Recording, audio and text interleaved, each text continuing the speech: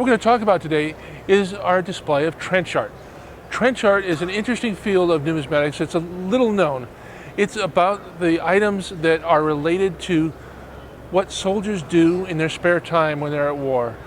Often these things are coins, bullets, other items that are the garbage of war, basically the leftovers. And what happens is the soldiers will carve them with messages, turn them into interesting little bits and pieces of memorabilia that allow them to spend some of their time to create something positive, a gift for a girlfriend, perhaps souvenirs that they could sell to visitors, all sorts of different things. So what we have in this case are trench objects that fall into several different categories. Things like this pointer, which is made out of a bullet.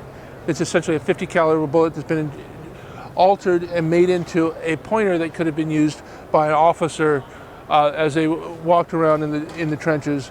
We've got bullets that have been converted into cutlery. So we have a fork, a spoon, a knife, a letter opener, all beautifully decorated.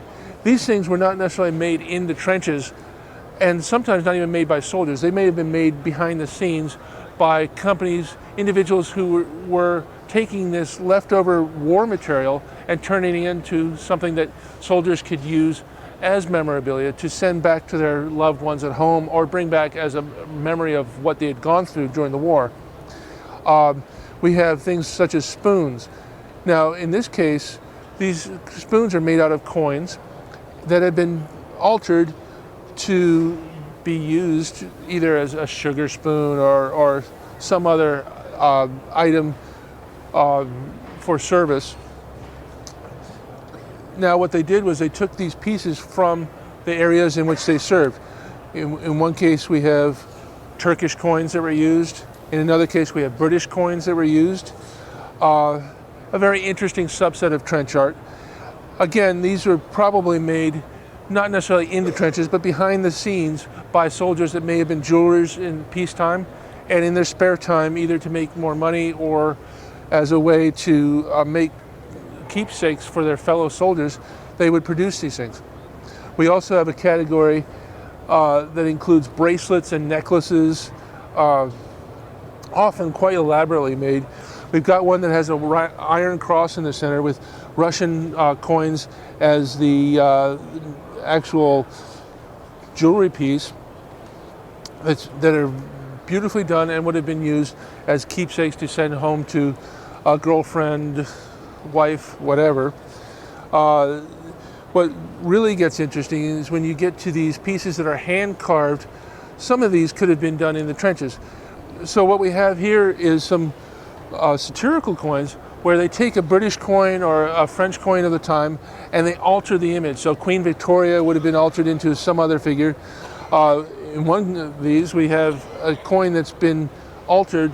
Victoria has been turned into a samurai figure, a Japanese soldier actually, with red enamel added in the form of the sunburst design from the Japanese flag. And we have another one where Napoleon III on an older French coin has been turned into a 1914 style French hussar with the hat and everything.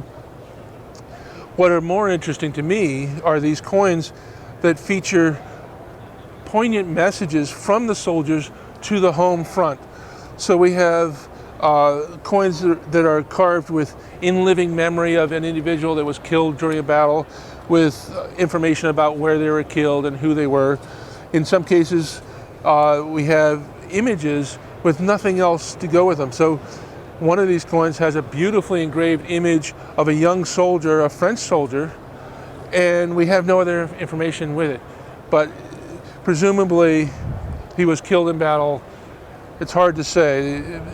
There's a lot of history, a lot of emotion that comes with this. You're thinking about these guys that are in a terrible war, 1914 and 1918, and they're producing these things as memorabilia.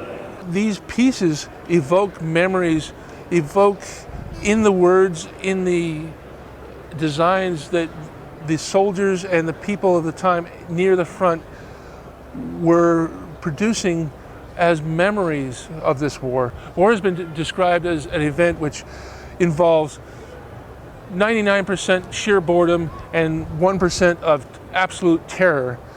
Well, soldiers don't spend all their time fighting, and one of the things that they would do is find other activities. In the case of one of these coins, we have a piece, a British florin, which was altered to turn it into a medal that was used as an award in a swimming contest in the middle of war-torn Iraq in 1917. So it's a 50-yard breaststroke winner in Amara, a town in the Middle East. So it gives you an image of regular life going on in the midst of this terrible war in which millions and millions of people died.